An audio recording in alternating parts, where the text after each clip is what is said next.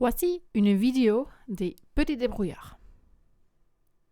Nous sommes une association qui fait de la science. On met en place des expériences, les observe ensemble, réfléchit et discute de ce qu'on a observé et on voit si ça nous apporte quelque chose en plus. Et cela nous amène probablement à d'autres questions et ensuite. Du coup, qu'est-ce que tu as observé? D'un côté, le glaçon, il a fondu, ça veut dire qu'il est plus petit et il y a de l'eau liquide maintenant aussi dans ton verre. Et d'autre côté, à l'extérieur du verre, il y a une buée qui s'est formée. Du coup, tu le vois, mais aussi si tu le touches, c'est mouillé. Pourquoi ça? Vu que le glaçon, ça n'a pas touché l'extérieur de ton verre. Du coup, cette eau, ça sort de l'air. Si par exemple, on prend un miroir et on souffle sur le miroir, il y a également une buée qui se forme sur le miroir.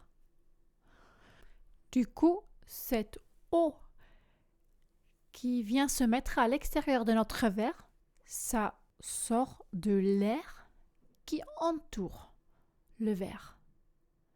Tu peux observer le même phénomène si tu prends une douche, par exemple, ou un bain. Sur le miroir, mais aussi les fenêtres de ta salle de bain, il va y avoir une buée.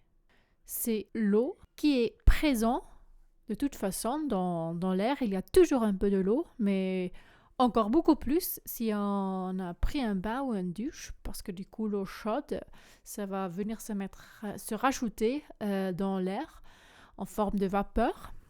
Et du coup, dès que ça touche la surface froide du miroir, ou du coup du verre, dans notre expérience-là, ça va condenser. Ça veut dire que ça va refroidir et donc redevenir liquide et se mettre en forme de petites gouttes sur notre verre. Pour du coup revenir à notre question initiale qui était c'est quoi les différents états de l'eau? Il y a 3 différents états. Pas juste de l'eau, mais de toutes les matières. Il y a le solide, qu'on a vu avec le glaçon. Il y a le liquide et il y a l'état gazeux, du coup la vapeur d'eau. L'eau, comme toute autre matière aussi, peut changer d'état. Quand ça change du solide au liquide, on appelle ça une fusion. Du coup, le glaçon, il fond et devient de l'eau liquide.